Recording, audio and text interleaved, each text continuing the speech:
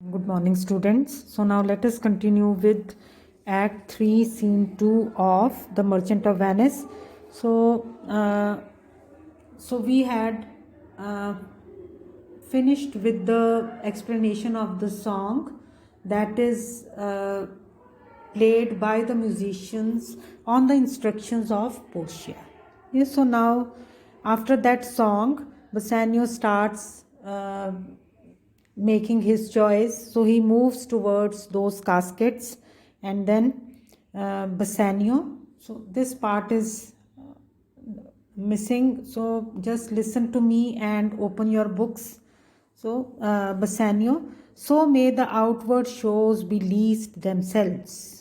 ਸੋ ਫਿਰ ਉਹ ਗੀਤ ਤੋਂ ਹੀ ਉਹਨੂੰ ਥੋੜ੍ਹਾ ਜਿਹਾ ਕੀ ਆਈਡੀਆ ਉਹਦਾ ਦਿਮਾਗ ਕਿੱਧਰਲੇ ਪਾਸੇ ਚੱਲਣ ਲੱਗ ਪੈਂਦਾ ਕਿ ਜੋ ਦਿਖਾਈ ਦਿੰਦਾ ਉਹ ਬਹੁਤ ਘੱਟ ਹੀ ਅਸਲ ਦੇ ਵਿੱਚ ਹੁੰਦਾ ਸੋ ਕਿਉਂਕਿ ਸੌਂਗ ਦੇ ਵਿੱਚ ਵੀ ਕੀ ਸੀਗਾ ਕਿ love is born in eyes and there only dies okay, so appearances, one should not go after appearances.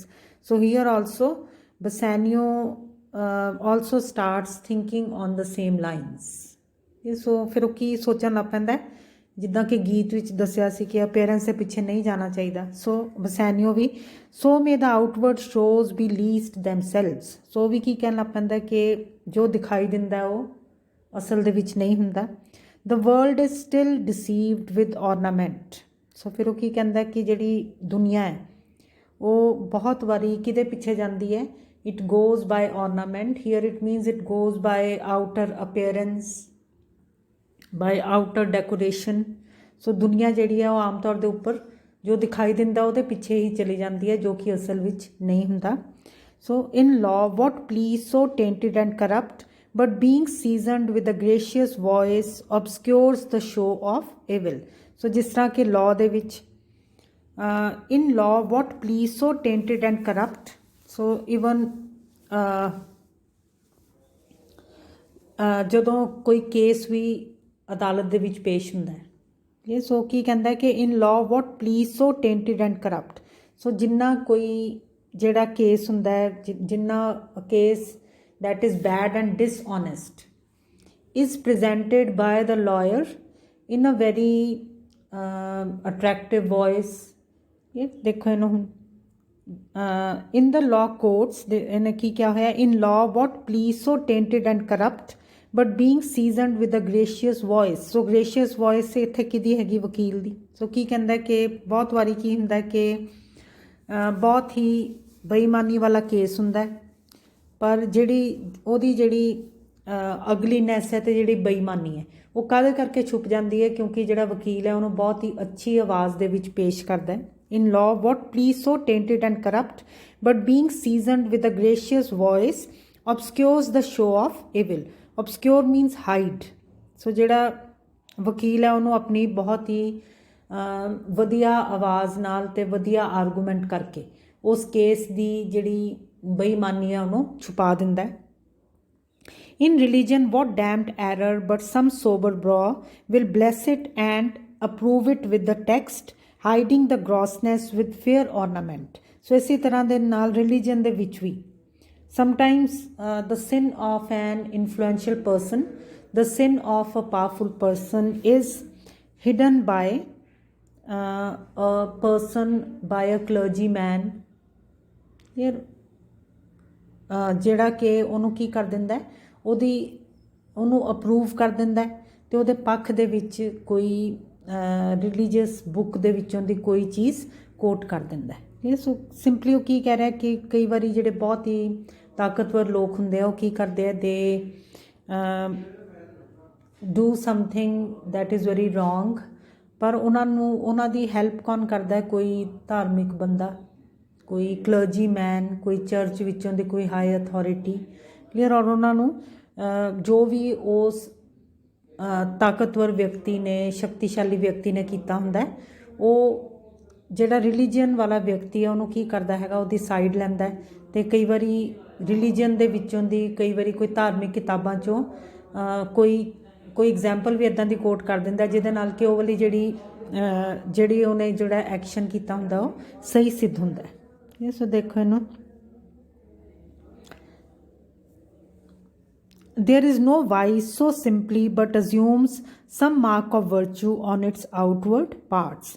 ਸੋ ਕੀ ਕਹਿੰਦਾ ਕਿ ਕੋਈ ਵੀ ਜਿਹੜੀ ਕਿਸੇ ਦਾ ਵੀ ਕੋਈ ਜਿਹੜਾ ਔਗੁਣ ਹੈਗਾ, ਕਲੀਅਰ, ਵਾਈਸ ਹੈ ਜਿਹੜੀ ਕੋਈ ਕਿਸੇ ਦੀ ਈਵਲ ਕੁਆਲਿਟੀ ਹੈਗੀ ਹੈ, ਉਹ ਹਮੇਸ਼ਾ ਹੀ ਵਿਅਕਤੀ ਉਹਨੂੰ ਕਿਸ ਤਰ੍ਹਾਂ ਛੁਪਾਉਂਦਾ ਹੈਗਾ, by acting as if he is a very virtuous person. ਠੀਕ ਹੈ, ਸੋ ਸੇਮ ਜਿਹੜੀ ਕਿਸੇ ਦੇ ਅੰਦਰ ਦੀ ਕੋਈ ਔਗੁਣ ਹੁੰਦਾ ਉਹਨੂੰ ਗੁਣ ਦਿਖਾ ਕੇ ਉਹਨੂੰ ਛੁਪਾਉਂਦਾ ਹੈ।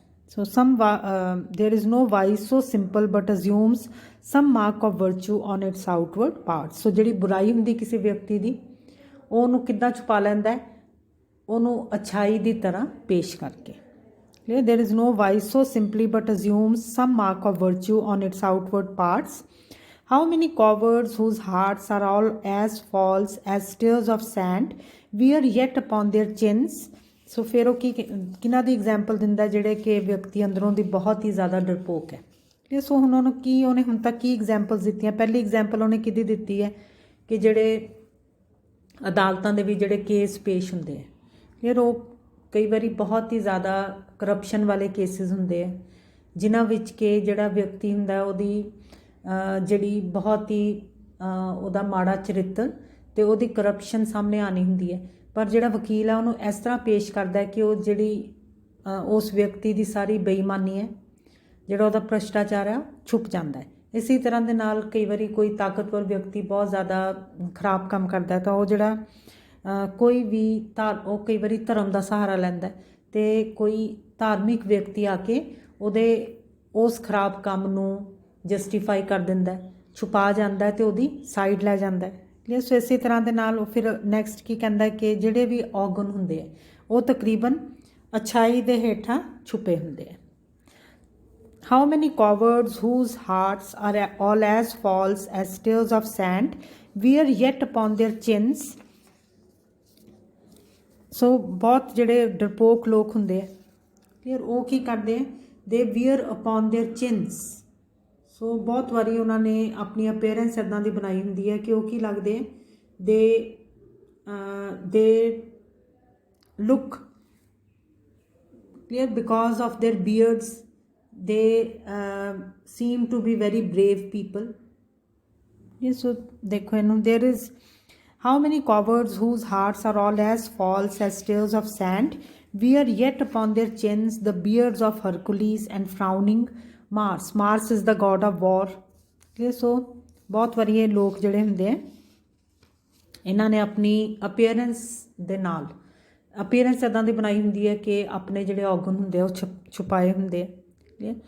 who inward searched have livers white as milk and these assume but whalers excrement to render them redoubted. ਸੋ ਬਹੁਤ ਵਾਰੀ ਸਿਰਫ ਉਹਨਾਂ ਨੇ ਆਪਣੀ ਅਪੀਅਰੈਂਸ ਇੱਦਾਂ ਦੀ ਬਣਾਈ ਹੁੰਦੀ ਹੈ, ਕਲੀਅਰ, ਕਿ ਉਹ ਕਿੱਦਾਂ ਦੇ ਲੱਗਦੇ, ਉਹ ਹਰਕੁਲੀਜ਼ ਵਰਗੇ ਲੱਗਦੇ ਆ, ਜਾਂ ਉਹ ਮਾਰਸ ਜਿਹੜਾ ਲੜਾਈ ਦਾ ਦੇਵਤਾ ਉਹਦੇ ਵਰਗੇ ਲੱਗਦੇ ਆ। ਸੋ ਔਰ ਸਿਰਫ ਉਹਨਾਂ ਨੇ ਬਾਹਰਲੀ ਆਪਣੀ ਦਿੱਖ ਇੱਦਾਂ ਦੀ ਬਣਾਈ ਹੁੰਦੀ ਹੈ, ਟੂ ਰੈਂਡਰ ਦੈਮ ਰੀਡਾਊਟਿਡ ਮੀਨਸ ਫੋਰਮੀਡੇਬਲ, ਕਿ ਲੋਕ ਉਹਨਾਂ ਨੂੰ ਦੇਖ ਕੇ ਡਰਨ।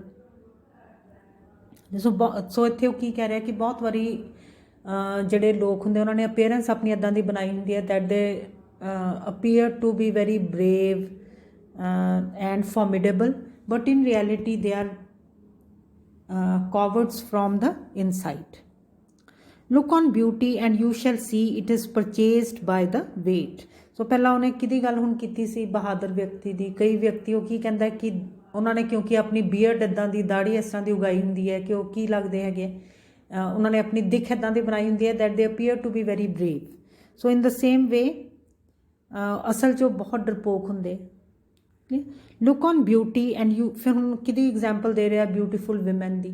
ਸੋ ਕੀ ਕਹਿੰਦਾ ਕਿ look on beauty and you shall see it is purchased by the weight, ਕਿ ਈਵਨ ਬਿਊਟੀ ਨੂੰ ਵੀ ਦੇਖੋ ਤਾਂ ਤੁਸੀਂ ਕੀ ਦੇਖੋਗੇ ਕਿ ਮੇਕਅਪ ਪ੍ਰੋਡਕਟਸ ਜਿਹੜੇ ਹੁੰਦੇ ਆ ਉਹ ਵਜ਼ਨ ਦੇ ਹਿਸਾਬ ਨਾਲ ਖਰੀਦੇ ਜਾਂਦੇ ਆ। It simply means that the women are not really beautiful, only they makeup their faces in such a way that they appear to be beautiful and which therein works a miracle in nature, making them lightest that wear most of it. So makeup ਦੇ ਸਮਾਨ ਦੇ ਨਾਲ, they go to a chemist shop and they buy those, the women buy those products and they look to be beautiful but they are not. So are those, so ਫਿਰ ਉਹ ਕੀ ਕਹਿੰਦਾ ਕਿ even the women who wear the makeup the most are the lightest in character, ਕਿ ਜਿਹੜੀਆਂ, so according to him the ਜਿਹੜੀਆਂ ਬਹੁਤ ਜ਼ਿਆਦਾ ਜਿਹੜੀਆਂ women makeup ਕਰਦੀਆਂ ਉਹਨਾਂ ਦੇ ਚਰਿੱਤਰ ਬਹੁਤੇ ਵਧੀਆ ਨਹੀਂ ਹੁੰਦੇ. So this is what he says.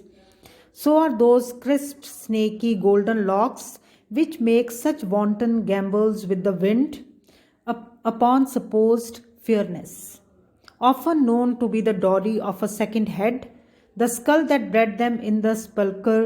Thus ornament is but the guile shore to a most dangerous sea. So ਫਿਰ ਕੀ ਕਹਿੰਦਾ ਕਿ even ਜਿਹੜੇ ਲੋਕ ਲੜਕੀਆਂ ਦੇ ਜਿਹੜੇ ਬਾਲ ਹੁੰਦੇ ਆ, even ਉਹ ਵੀ ਕੀ ਹੁੰਦੇ ਆ, those are wigs only, clear, artificial ਬਾਲ ਹੁੰਦੇ ਆ. ਸੋ ਇਹ ਉਹ ਕਹਿ ਰਿਹਾ ਕਿ ਜਿਹੜੇ ਬਹੁਤ ਹੀ ਸੋਹਣੇ ਸੁਨਹਿਰੀ ਵਾਲ ਹੁੰਦੇ ਆ, ਬਹੁਤ ਵਾਰੀ ਉਹ ਕੀ ਹੁੰਦੇ, ਉਹ ਕਿਸੇ ਇਹੋ ਜਿਹੀ ਔਰਤ ਦੇ ਵਾਲ ਹੁੰਦੇ ਜਿਹੜੀ ਕਿ ਜਿਹਦੀ ਕਿ ਡੈਥ ਹੋ ਚੁੱਕੀ ਹੈ, ਸੋ ਉਹਦੀ ਵਿਗ ਬਣਾਈ ਜਾਂਦੀ ਹੈ. So even the hair are artificial, often known to be the dowry of a second head, the skull that bred them in the sepulchre. ਸੋ ਜਿਹੜੀ ਔਰਤ ਦੇ ਅਸਲ ਵਿੱਚ ਉਹ ਬਾਲ ਹੁੰਦੇ ਉਹ ਕਿੱਥੇ ਹੁੰਦੀ ਹੈ, sepulchre means tomb, ਕਬਰ ਦੇ ਵਿੱਚ ਹੁੰਦੀ ਹੈ. Thus ornament is but the guile shore to a most dangerous sea. ਸੋ ਇਸ ਕਰਕੇ ਜਿਹੜਾ ornament ਹੈ ਉਹ ਕੀ ਹੈ, it is a very treacherous shore to a most dangerous sea. ਸੋ ਉਹਦਾ ਕਹਿਣ ਦਾ ਮਤਲਬ ਕੀ ਹੈ ਕਿ appearances are often deceptive. The beauteous scarf veiling an Indian beauty. Indian beauty means dark beauty. In a word, the seeming truth which cunning times put on to entrap the wisest. So ਕੀ ਕਹਿੰਦਾ ਕਿ ਬਹੁਤ ਵਾਰੀ ਜਿਹੜੀ appearance ਹੁੰਦੀ ਹੈ ਉਹ ਕੀ ਹੈ, it is just like a beautiful scarf that is hiding a not so beautiful face. ਇਹ ਕਿ ਜਿਹਦਾ ਕਿ ਚਿਹਰਾ ਕੀ ਹੈਗਾ, ਡਾਰਕ ਹੈਗਾ. The seeming truth which cunning times put on to entrap the wisest. So ਬਹੁਤ ਵਾਰੀ appearances ਕੀ ਹੈਗੀਆਂ, it is just like a truth that only appears to be true but which in reality is not the truth. Therefore thou gaudy gold, hard food for Midas. So ਇਸ ਕਰਕੇ ਉਹ ਕੀ ਕਹਿੰਦਾ ਕਿ gaudy gold, gaudy ਕੀ ਹੈ, ਜਿਹੜੀ ਕਿ ਚਮਕਦਾਰ ਚੀਜ਼ ਹੈਗੀ. ਕਲੀਅਰ, ਹੁਣ ਇੱਥੋਂ ਦੀ ਦੇਖੋ, now we have the text. So therefore thou gaudy gold, gaudy ਕੀ ਹੁੰਦਾ, ਜਿਹੜੀ ਕਿ ਚੀਜ਼ ਭੜਕੀਲੀ ਹੁੰਦੀ ਹੈ ਦੇਖਣ ਦੇ ਵਿੱਚ. ਸੋ ਕੀ ਕਹਿੰਦਾ ਕਿ ਗੋਲਡ ਜਿਹੜਾ ਕਿ ਗੌਡੀ ਹੁੰਦਾ, ਗੌਡੀ ਮੀਨਸ ਜਿਹੜਾ ਕਿ ਭੜਕੀਲਾ, ਜਿਹੜਾ ਕਿ ਬਹੁਤ ਜ਼ਿਆਦਾ ਚਮਕਦਾ ਹੈ, which is hard food for Midas. So Midas ਤੁਸੀਂ ਵੀ maybe you have also heard this story. So Midas is the name of the king, ਜਿਹੜਾ ਕਿ ਜਿਹਨੇ ਕਿ ਇਹ ਪ੍ਰੇਅਰ ਕੀਤੀ ਸੀ, ਬਹੁਤ ਪ੍ਰਾਰਥਨਾ ਕੀਤੀ ਸੀ ਰੱਬ ਨੂੰ ਕਿ whatsoever he touches should turn into gold. So God granted his wish. ਸੋ ਉਹਨੇ ਬਹੁਤ ਜ਼ਿਆਦਾ, ਮਿਡਾਸ ਇੱਕ ਰਾਜੇ ਦਾ ਨਾਮ ਸੀ ਜਿਹਨੂੰ ਗੋਲਡ ਨਾਲ ਬਹੁਤ ਪਿਆਰ ਸੀ. ਸੋ ਉਹਨੇ ਬਹੁਤ ਪ੍ਰਾਰਥਨਾ ਕੀਤੀ ਕਿ ਜੋ ਵੀ ਮੈਂ ਟੱਚ ਕਰਾਂ, ਰੱਬ ਕਰੇ ਉਹ ਸੋਨੇ ਦੇ ਵਿੱਚ ਬਦਲ ਜਾਵੇ. ਸੋ ਰੱਬ ਨੇ ਉਹਦੀ ਇੱਛਾ ਪੂਰੀ ਕਰ ਦਿੱਤੀ. ਕਲੀਅਰ, ਬਟ ਦੈਨ ਫਿਰ ਉਹਨੂੰ ਕੀ ਲੱਗਾ, ਜਦੋਂ ਉਹਨੇ ਵਾਕਈ ਪਹਿਲਾਂ ਤਾਂ ਹੀ became very happy, whatsoever he touched turned into gold. but after some time ਉਹਨੂੰ ਕੀ ਸਮਝ ਆਉਣ ਲੱਗ ਪਈ, ਜਦੋਂ ਉਹਨੇ ਖਾਣਾ ਖਾਣ ਦੀ ਕੋਸ਼ਿਸ਼ ਕੀਤੀ, ਰੋਟੀ ਨੂੰ ਹੱਥ ਲਗਾਇਆ, it turned into gold. ਫਿਰ ਉਹਦੀ ਲੜਕੀ ਉਹਨੂੰ ਮਿਲਣ ਆਈ ਬਹੁਤ ਪਿਆਰ ਦੇ ਨਾਲ, ਉਹਨੂੰ ਹੱਥ ਲਗਾਇਆ, she also turned into gold. ਸੋ ਕੀ ਕਹਿੰਦਾ ਕਿ ਗੋਲਡ ਜਿਹਨੂੰ ਕਿ ਮਿਡਾਸ ਰਾਜਾ ਖਾ ਹੀ ਨਹੀਂ ਸਕਿਆ. Clear? Naturally you cannot eat gold. I will none of thee, so I will have none of you, nor none of thee, thou pale and common drudge. So ਫਿਰ ਉਹਨੇ ਸਿਲਵਰ ਨੂੰ ਵੀ ਕੀ ਕਿਹਾ ਕਿ I will also have, I will not select you. So ਫਿਰ silver ਨੂੰ ਵੀ ਉਹਨੇ ਕੀ ਕਰ ਦਿੱਤਾ, ਰਿਜੈਕਟ ਕਰ ਦਿੱਤਾ. thou pale and common drudge, drudge means slave. So I will not have gold also, because it is gaudy and because it turned out to be a very hard food for King Midas. और फिर उन्हें silver ਨੂੰ ਵੀ reject ਕਰਤਾ because silver is something, so the coins are made of silver, ਔਰ ਜਿਹੜੇ coins ਹੈਗੇ ਉਹ ਕੀ ਹੈ, ਇੱਕ ਹੱਥ ਚੋਂ ਦੂਸਰੇ ਹੱਥ ਤੱਕ ਜਾਂਦੇ ਆ, ਸੋ ਸਭ ਦੇ ਹੀ ਗੁਲਾਮ ਹੈਗੇ ਆ, ਸੋ ਸਿਲਵਰ ਨੂੰ ਵੀ ਰਿਜੈਕਟ ਕਰ ਦਿੱਤਾ.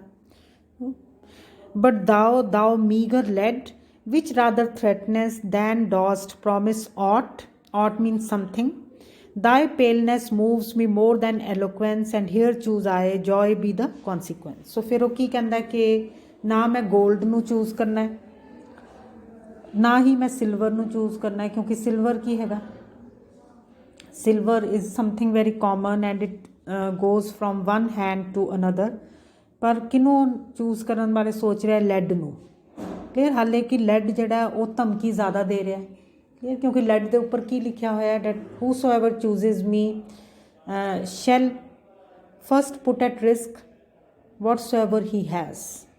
ਪਰ ਉਹ ਕੀ ਕਹਿੰਦਾ ਕਿ ਮੈਂ ਬੇਸ਼ੱਕ ਤੇਰੇ 'ਤੇ ਧਮਕੀ ਲਿਖੀ ਹੋਈ ਹੈ, still I will choose you. Thy paleness moves me more than eloquence. ਸੋ ਬੇਸ਼ੱਕ ਲੈਡ ਜਿਹੜਾ ਉਹ ਪੇਲ ਹੈ, ਚਮਕਦਾਰ ਨਹੀਂ ਹੈ, ਪਰ ਉਹ ਕੀ ਕਹਿੰਦਾ ਕਿ ਮੈਨੂੰ ਇਹ ਜ਼ਿਆਦਾ ਅਪੀਲ ਕਰ ਰਿਹਾ ਜਿਹੜਾ ਲੈਡ ਹੈ. And here choose I, so I will make a choice, joy be the consequence. ਔਰ he ends his speech with a prayer ਕਿ happiness should follow.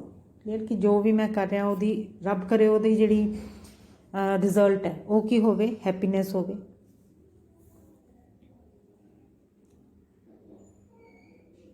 So ਸਰਵਿਟਰ gives ਦਾ ਕੀ. ਸੋ ਫਿਰ ਉਹਨੇ ਕਿਉਂਕਿ ਹੁਣ ਆਪਣੀ ਚੋਇਸ ਕਰ ਲਈ ਹੈ, ਸੋ ਇਸ ਕਰਕੇ ਫਿਰ ਜਿਹੜਾ ਸਰਵੈਂਟ ਹੈ ਉਹਨੂੰ ਕੀ ਕਰ ਦਿੰਦਾ, ਉਹਨੂੰ ਚਾਬੀ ਦੇ ਦਿੰਦਾ.